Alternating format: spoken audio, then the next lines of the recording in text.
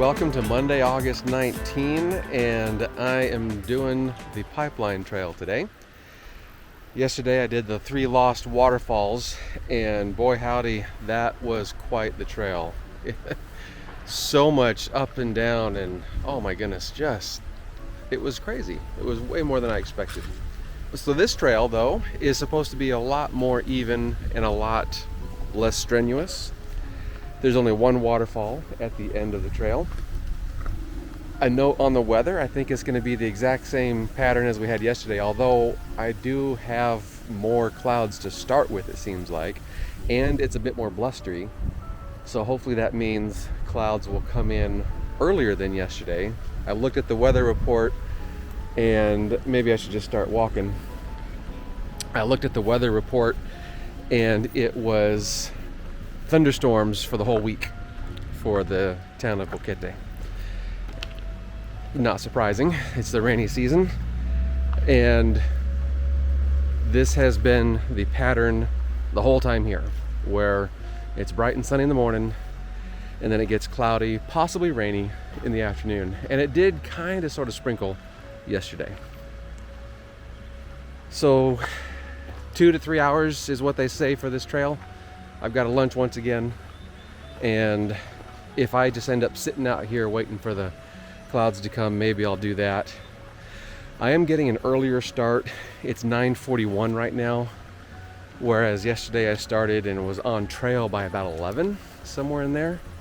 So I'm getting a somewhat significantly earlier start, and my hope is that I'll be able to end earlier, but you know, everything is, we'll see what happens when it happens. So here we are at the pipeline trail.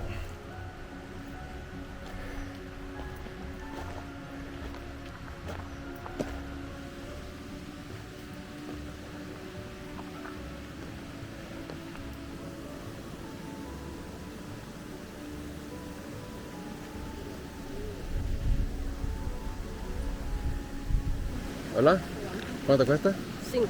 5.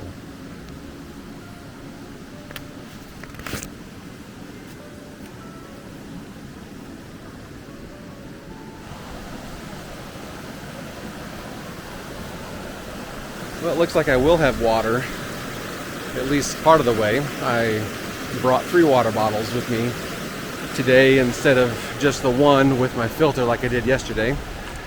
Didn't know if I would have water along the whole trail. Also, the reference I read yesterday or last night was that it would cost $3, and I'm all like, yeah, I'm pretty sure that's gonna be $5 now. And I was right. All right, see these homes like this, I just love this kind of stuff.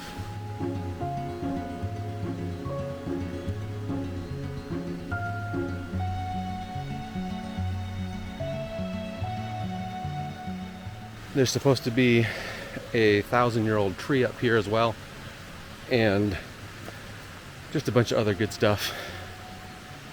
This pipeline, the reason it's called Pipeline Trail, there's supposed to be an actual pipe that is at least within the vicinity of the trail. I haven't really been able to find the exact reason for the pipe. I have a feeling it supplies water to this town of Boquete, and it runs along the road all the way up here as well, but it comes on up into the mountains, and they get their water from the mountains and bring it down to supply the city. It's pretty nice here.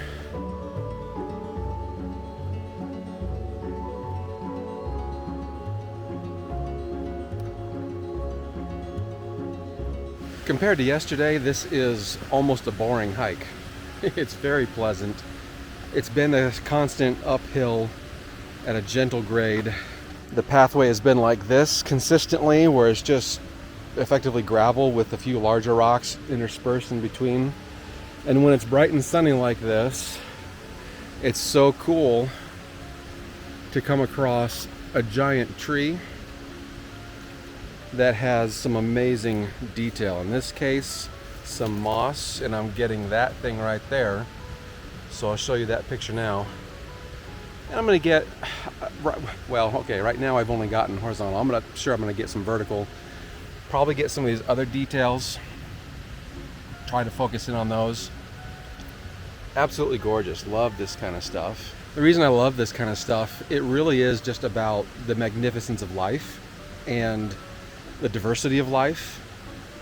You know, here in Panama, especially in the mountains where it's a rainforest, a jungle as it were, where there's an abundance of water, there's absolutely an abundance of life. And when I was at the canal, watched a video that Morgan Freeman was narrating, and he had basically that same line where there's so much water here and there's so much life here, and the diversity of life is just magnificent. It's amazing.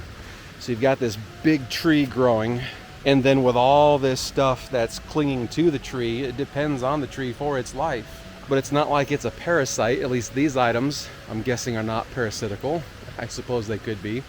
That whole thing about just the variety and the diversity of life, it goes into that notion that I said in a previous video about just that notion of creativity. The notion of creation, the notion of the fact that God made all of this stuff, and it's just, I have never seen something exactly like that before. And that's the kind of thing that just really tickles my funny bone. It just really gets me going and gets me excited. And then I've got some other stuff over here that looks kind of like a bird of paradise.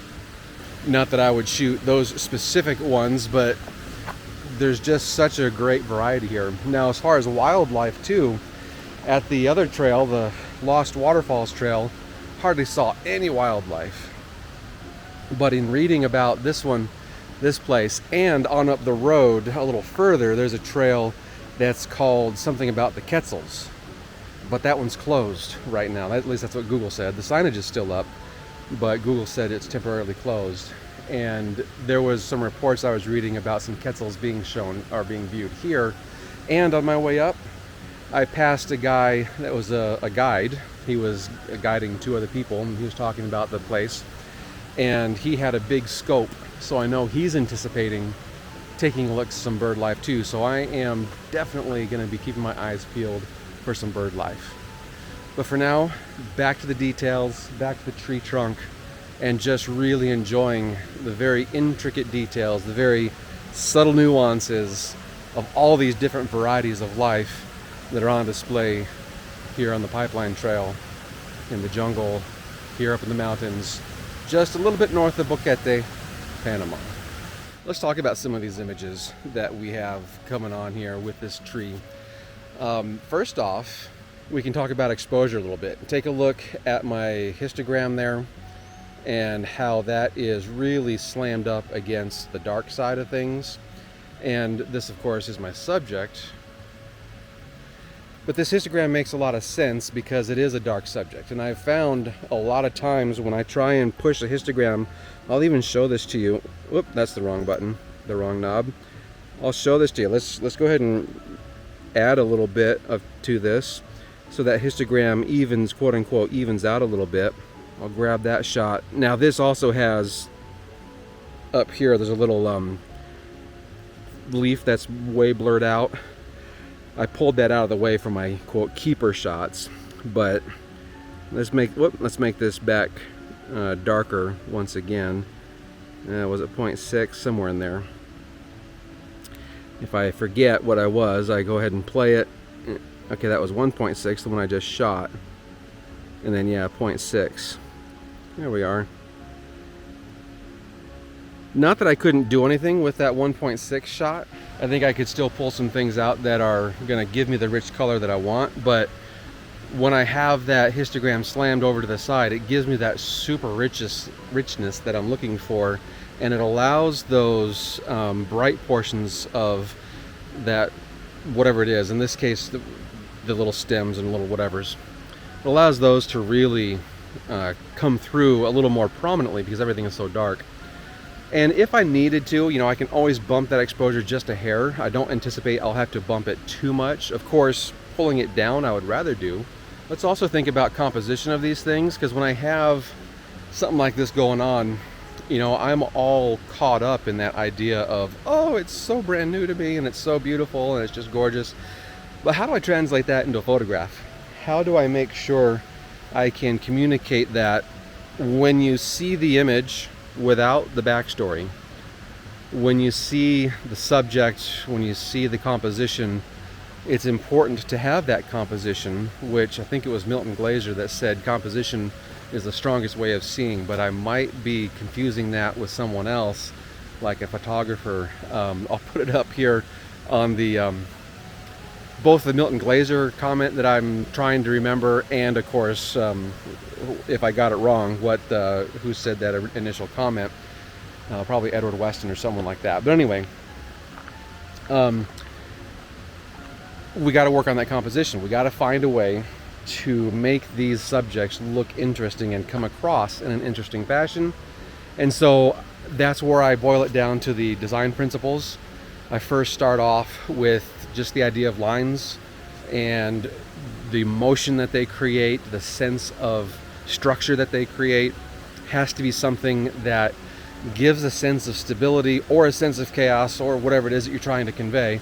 Whatever that is you're trying to convey, make sure you convey it with the use of these design principles. And then we think about texture. That's a huge one in photography. Lots of amazing texture coming through here. We can think also about the notion of contrast, but think more not just about contrast of highlights and shadows. Think about contrast of shape, contrast of form, contrast of subject, or well, whatever, texture, and any other type of variance, any other type of difference that you can showcase that's going to provide interest, some kind of visual interest in the scene. And then lastly, there's of course framing, whether maybe there's will be two or three that come in lastly, but how you slice the edge of the frame. Make sure there's nothing that's really an eye catcher, nothing that's really annoying there, and then put it through the filter of, does it just feel right? We can look at all these principles and all the rules and all this sort of stuff, and we can follow them all, and it just doesn't do it for us. That's why I like to focus on design principles first and primarily, because if I follow a rule, I'm going to feel like I'm breaking it probably, and that's not a good thing. It feels like it's not a good thing, I should say. It feels like I've done something wrong possibly. But if I put these design principles to practice, then it's going to work really well, usually. Another thing I'm doing is definitely still using a polarizer. Let's take a look at this image where the polarizer is turned to where it doesn't have the effect that we like, and then this one where it does. Hugely important, even on a subject like this, which you kind of don't think that a polarizer might be useful. Oh, it really brings out that green. And that about sums it up. So it is all about those design principles, definitely using the right tools, getting the right technique of your shutter speed and your aperture and all that other good stuff. But once you get all that down, to make an interesting photograph, you gotta have good design, you gotta have good composition. And if you don't, then you tend to not have a good photograph. You could have the most awesome subject in the world, but if it's not interesting to look at, people just don't want to look at it. So practice those design principles, study up on those types of things, and you're gonna make yourself a better photographer. I can virtually guarantee it. I can't always guarantee it, but I can virtually guarantee it. Like I tell my students, which is about, I need them to practice, I need them to study, and I need them to actually do the work. The process makes it possible. So if you were to practice it, if you were to study it, the process makes it possible. Get out there, make it happen, make some images for yourself, follow that creative process, and make it happen for yourself. And in the beginning, maybe you'll have some struggles. Guaranteed you'll have some struggles. But as you keep going, the process makes it possible. I'm going to interrupt myself here really quick and show you this guy. The guide that was with those other people came by, they passed me by as I was shooting, and he pointed out this beetle. And so I had to get a few shots of him. Okay, back to your regularly scheduled programming. Well, I'm quite a bit further up the trail, and I've gotten lots of good stuff. There's just lots of great little details to capture here. The clouds are starting to come in and out, and that's kind of nice. being that it's about noon, I sort of expected that, about 12:15 right now. But a hiker a little bit down the way, two hikers, they had a guide with them too. They notified me that there was two quetzals, and she said, near the tree. Like, look at this place. Initially, I just wanted to say which tree, as if it were obvious. So I got the big lens out in attempts to be ready. Did not see them at all.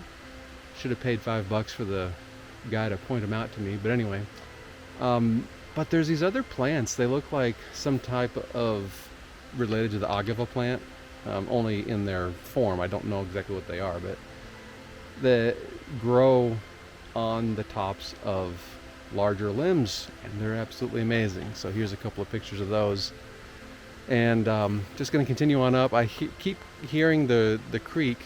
Sometimes it's like, I think it's the waterfall, because this trail ends at the waterfall. So I think it's the waterfall, and then it's not. It's just another crossing or whatever. So I don't know. I just keep going until I get to the end, and then I'll eat my lunch. So let's head on up this trail a little bit further.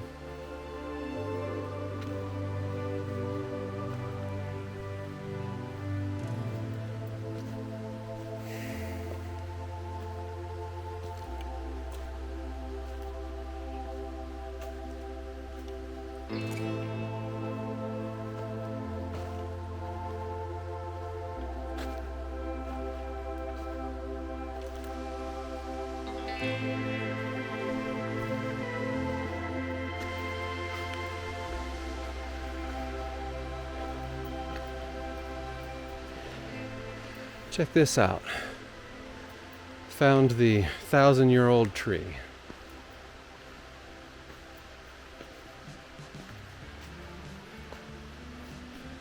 And this will be the perfect place to have lunch since I have a bench right here.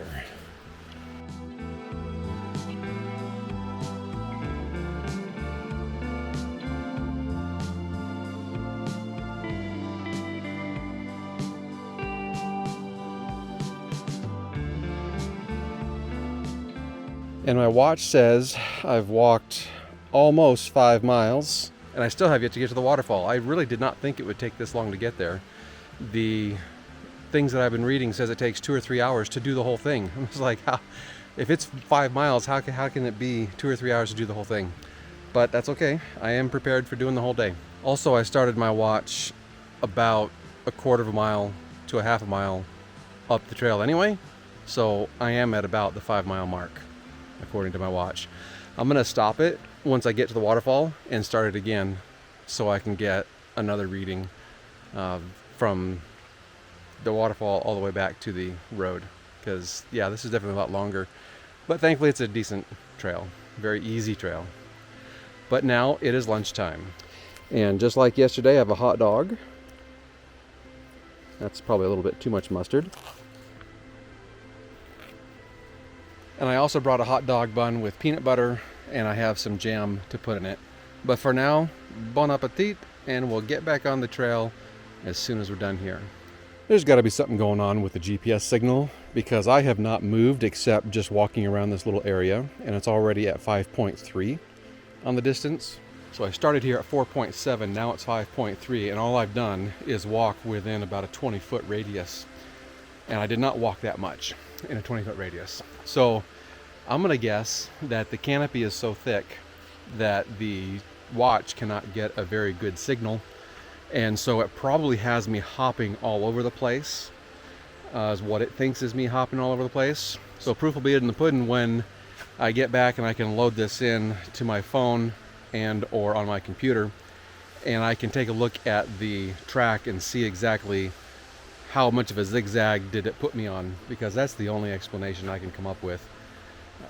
Didn't think this would be 5 miles, and the fact that I'm now at 5.4 miles, just a tenth of a mile just talking with you. So it's definitely strange. This is weird. I put it on the hike mode, which it should only do it based on GPS, not based on steps. So I don't know what's going on, because as I'm gesturing and whatnot, it probably recognizes that as a step, but still.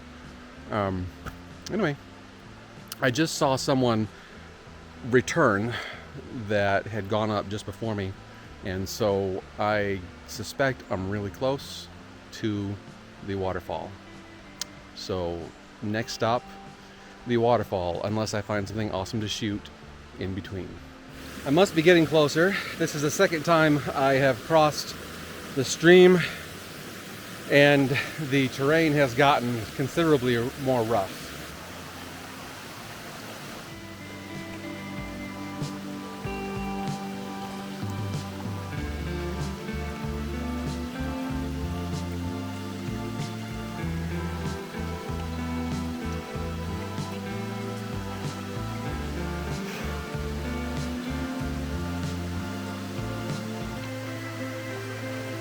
Ooh. And there we go. Finally made it. Only took 3 hours and 10 minutes, but of course that is with considerable breaks for shooting and eating lunch. And now with the clouds kind of coming in and out, it's time to set up and see what I can do to get a couple of shots. This is really cool because there's not a whole lot of water coming over that waterfall.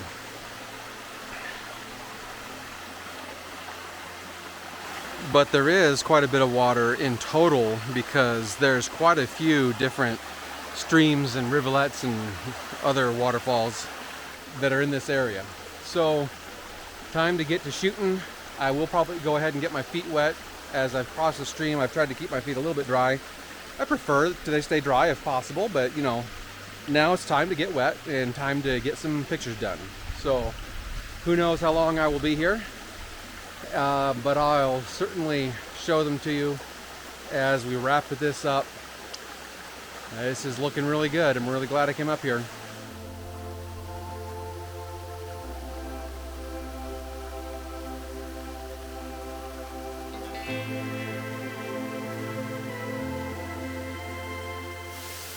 Wow, this has just really been amazing. I love it, love it, love it. I went up all the way back there. I'll show you sort of. Up around here. Well, actually, no. I went right up there. And then at the top here, photographed towards the main falls, which is that way. So I'll show you that picture.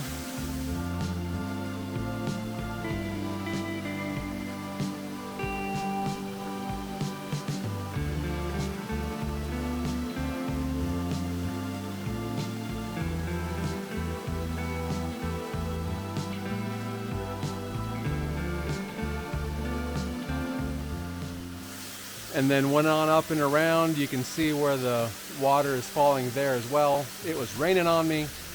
Came all the way over here. Let's see about where that black pit is, maybe a little bit further over. And got some amazing shots, amazing detail shots, where we had the kind of reddish rock. It's nice and solidly there, the water coming down. And then you've got all this foliage growing across it, and just it's beautiful. It's amazing. And one thing I particularly liked, I know my father-in-law is going to like it, is that one shot where the different angle of the sediments of the rocks and how the rocks have settled, and we have this slice of this one different type of layer at an angle, and then we have another one that's flat just a little bit above it. All of that, I know, being the geologist he is, he's got an explanation for it as it relates to how things settled after the flood. And that's just cool stuff to see that kind of thing. Of course, all this other stuff, whether it's loose, whether it's the basalt rock, the granite type stuff that I'm standing on, it's all part of the mix. But when you see something like that, there's just a little extra story that's told, and that's exciting for me. All right, I'm going to head on back down this boulder field, and on my way out, I'm going to photograph along the way, because as you can see, look how wonderfully tame the light is. It's got a nice big cloud right now.